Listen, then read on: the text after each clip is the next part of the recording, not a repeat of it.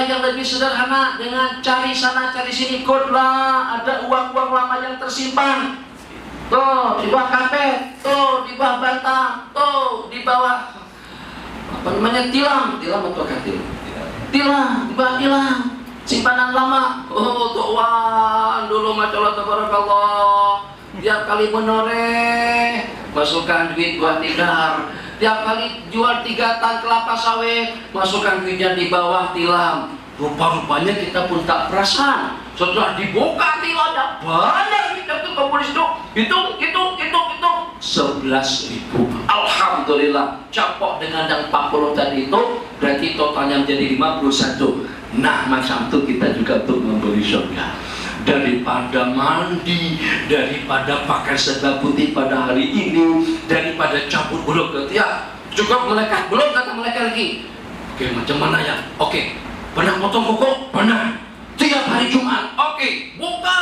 Ada kumpulannya, Facebooknya potong kuku, atau dengan hadisnya, atau dengan apa sajalah istilah-istilahnya, tak kisah. Begitu dibuka, pahala daripada potong kuku saban hari Kamis dan saban pada hari Jumat banyak masuk.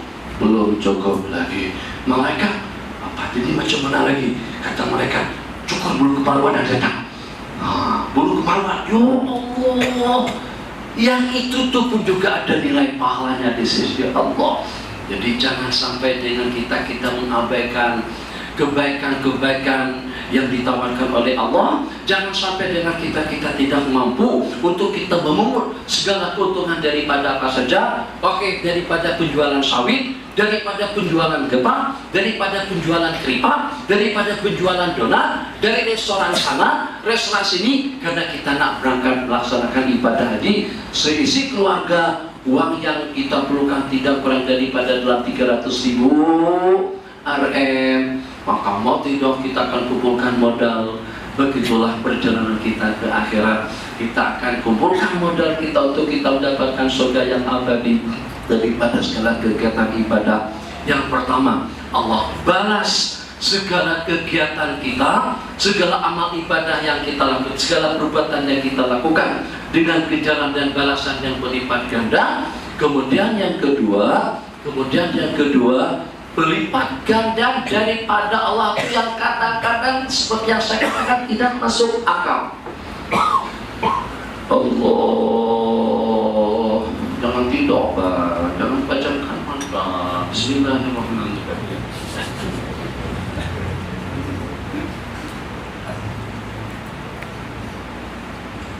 Tempat-tempat yang elok untuk mengantuk. 1.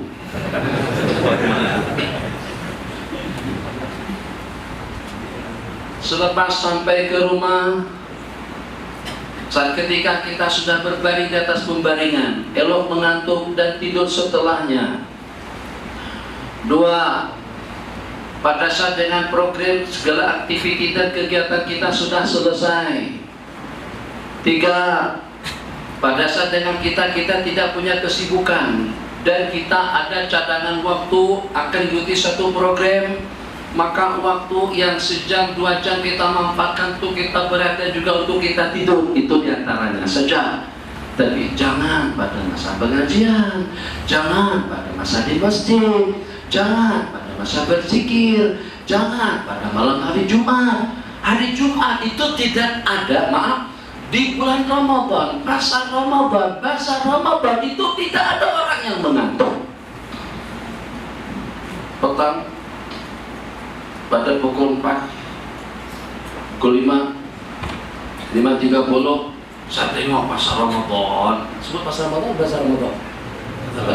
Hah? Dua boleh.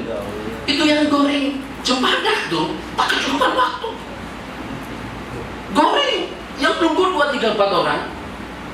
Bagi yang 3, 4 orang, ya pun belinya yang 3 ringgit, 4 ringgit, 5 ringgit. Tapi masuk tabarakallah, tamu-tamunya sampai berbuka, atau paling tidak sampai 45 menit, setengah jam sudah berbuka. Kalau tak tutup pun masih ada lagi yang meminta. Ramai semua. Nah macam itulah juga kita ingin memanfaatkan peluang dan kesempatan kita, khususnya di malam-malam hari dan juga di waktu-waktu yang mulia. Sebab itulah peluang kita untuk kita mendapatkan yang termahal di sisi Allah Subhanahu wa Ta'ala. 1. dengan pelipat gandaan amal ibadah yang sedikit. Amin. Saya sebut malam tadi itu jangan bankrupt.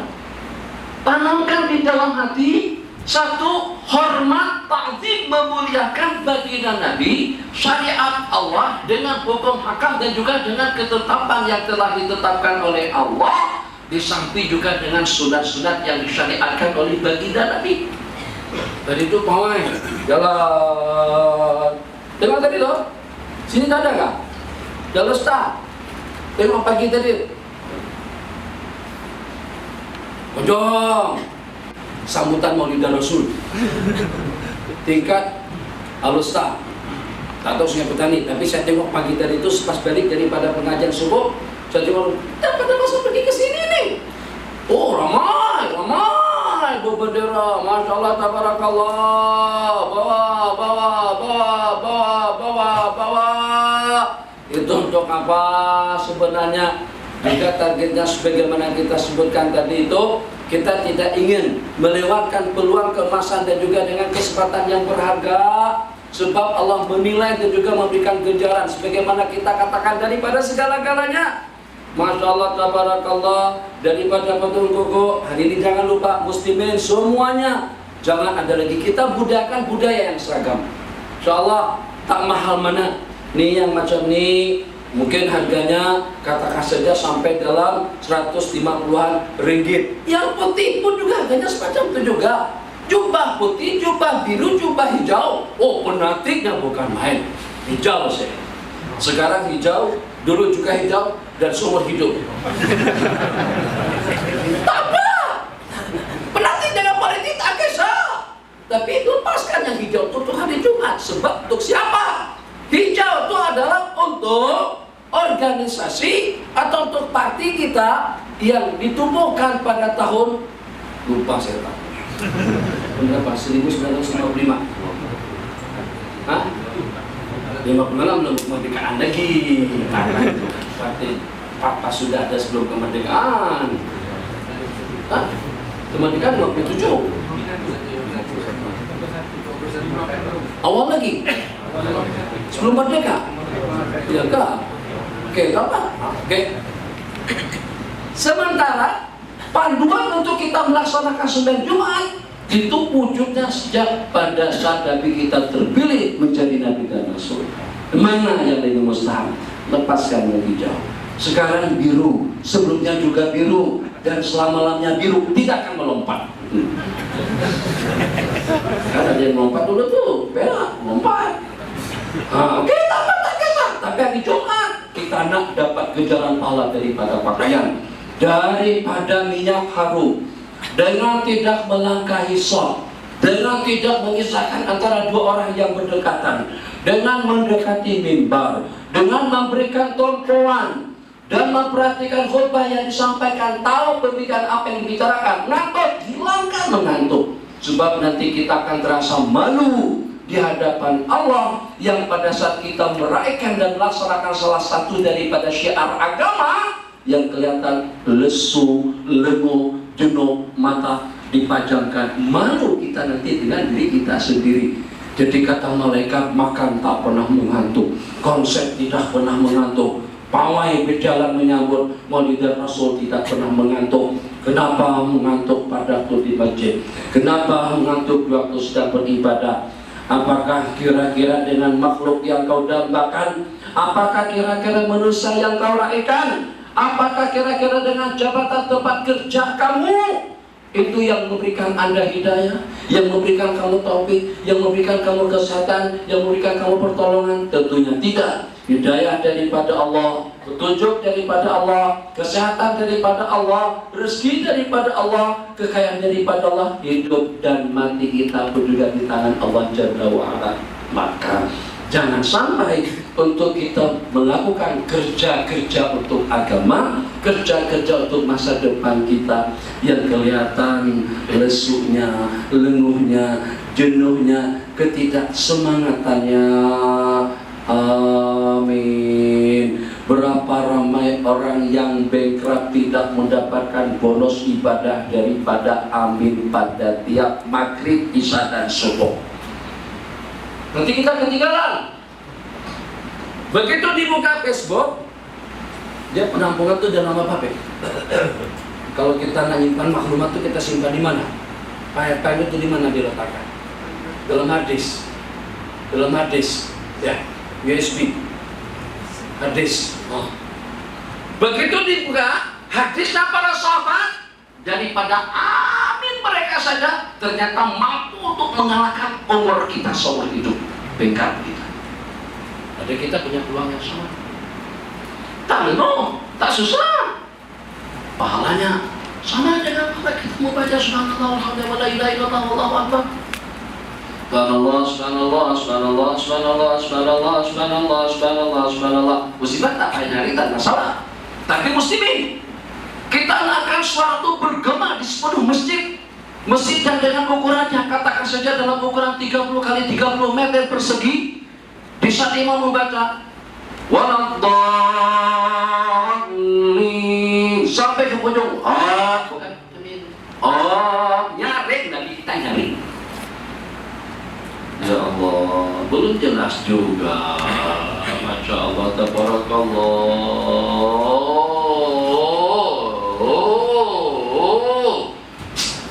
Apa nih remote control? Iyalah. Kenapa dia nggak ke sana? Coba nempel ke situ. Baru dia boleh digunakan. Macam itu juga baca. Tadi dijaga, imam saya tegur, saya katakan antara dua kesalahan yang tahu pada itu. Satu, pada saat kita salam itu tidak tepat. Entah salam macam ini. Assalamualaikum warahmatullah. Assalamualaikum warahmatullah. Betul. Saya kata masih kurang tepat. Tepatnya macam mana? Assalamualaikum warahmatullah. Jadi Assalamualaikum muka kanan kiblat, warahmatullah baru dipusing. Itu yang betul. Assalamualaikum masih kiblat lagi.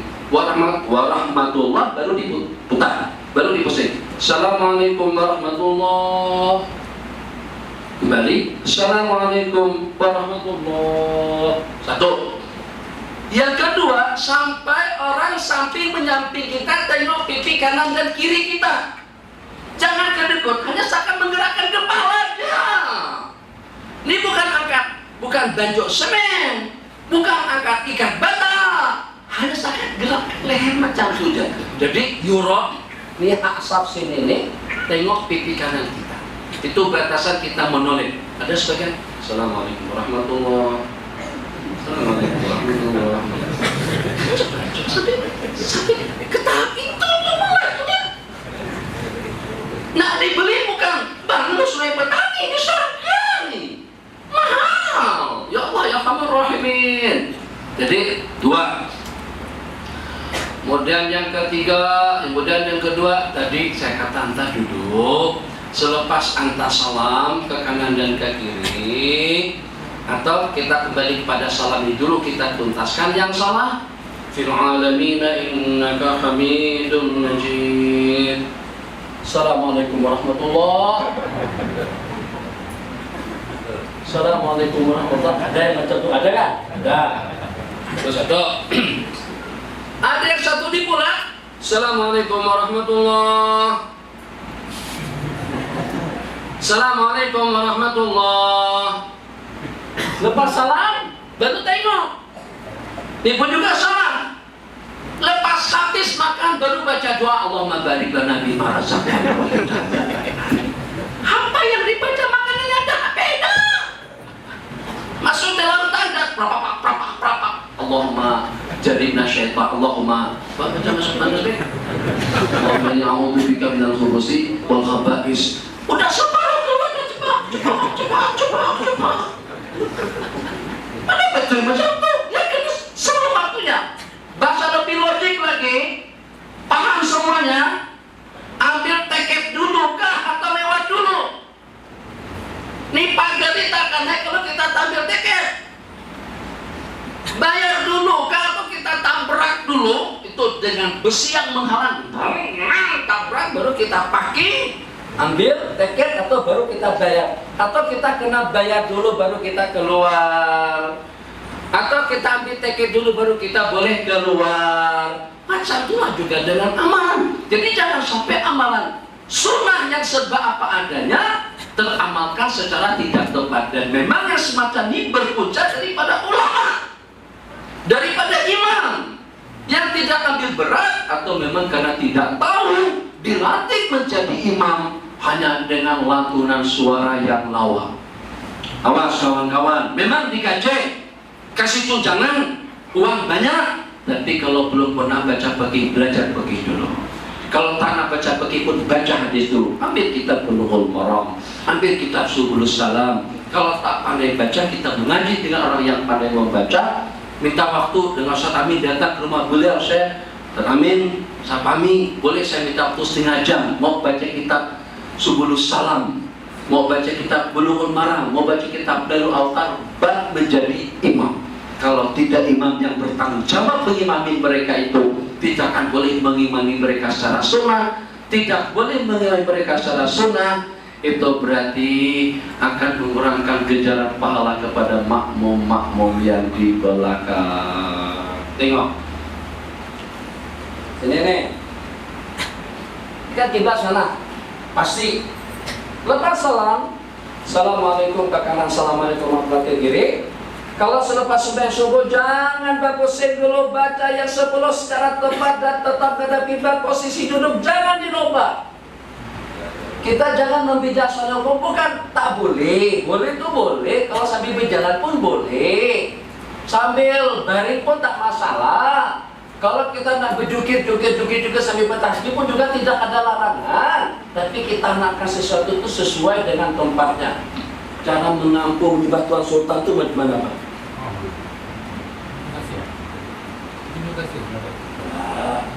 Kaki yang dijungkungkan itu bagaimana, cara menjungkungkannya itu bagaimana?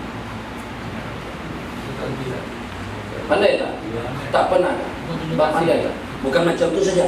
Kalau nak duduk tak ada kaki dimajukan dulu kan, duduk macam itu kan menyembahnya. Boleh tak kita? Itu sembarangan. Nah, mesti macam tu. Ini pun macam tu, sini saja begini kan? Atau sampai ke bahu kan? Atau boleh? Bangkok? Tak boleh, dia ada aturan. Nah, kalau menyembah manusia ada aturan, takkan menyembah Allah tidak ada aturan.